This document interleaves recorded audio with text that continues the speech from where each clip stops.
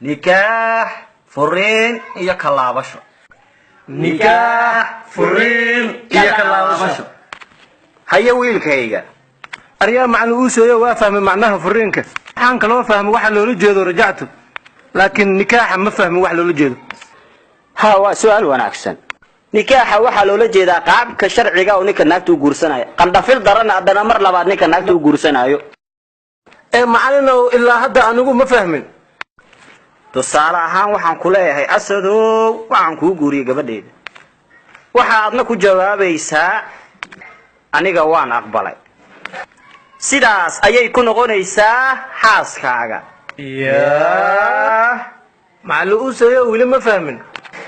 war tusaale ahaan waxaan ku leeyahay asadow waxaan kuu guuriyey gabarteyda. waa ka aqbalay. aqbal ha maxaa aqbashay? gabadhaada inaan guursado.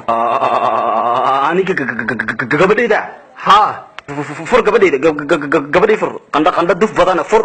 aya macallin ma furaayo. sideen u furaynin? aniga cashir oo kaliya ayaan kuu sharaxayay ulama jeedin inaan gabadheyda kugu nikaaxo. macallin aniga hadda gabadhaada ayaan guursaday. dad cashirka noogu sharaxaysay amaan inta fasalka fadhisana marqaati waaye. xaabay sax soo maaha. sax abu asad waa istaahisha ilaaha ku barakeeyo maalna waa haysataa ilaahay caruur ha ku siiyo. aamiin. asadoo arooskiina aroos lagu nagaado lagu waara ahaada.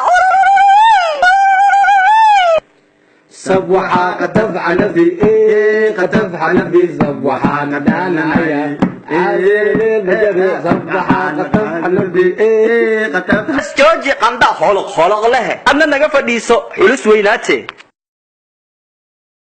adigana hadda fur war hadda fur aan ku yiri. maya macallin ma furaayo. ma furaysid? okay dhageyso hadda waxaan idin sharaxayaa cashirka furiinka waa inaad si fiican u fahantaan mawduuca gaar ahaan asad markuu qofku furaayo xaaskiisa waa inuu yiraahdaa sacdiya saabuunay waad iga furan tahay. ma maqasheen? waa adiga asad hadda dhaqsi iga daba dheh sacdiya saabuunay waad furan tahay. aya macallin ma furaayo. ya soo istaag qandha duf badan oo duf ku bax soo bax maamulka u tagaynaa soo bax aaway maamulihii lagu yare ninkaan noo kala garqaad wuu i dhibay tiibi shahadishe balaayaha ku dhacday.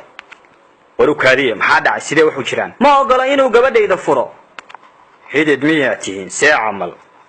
maamule waxaan u sharaxayaa cashir ka hadlaya nikaaxa fursadii ayuu ka faa'iidaystay asadna wuxuu guursaday gabadhayda haddana diyaar u maaha inuu furo.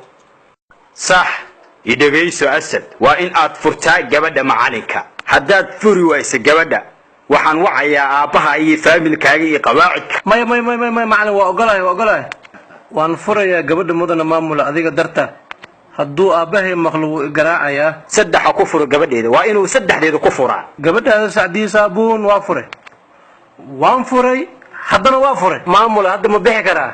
sax naga tag wasqaanyo dhugo dhowrkiisa. macallin waxaan ku weydiinayaa maxaa loola jeedaa ereyga nikaax? habartaa buufkeeda u sheeg.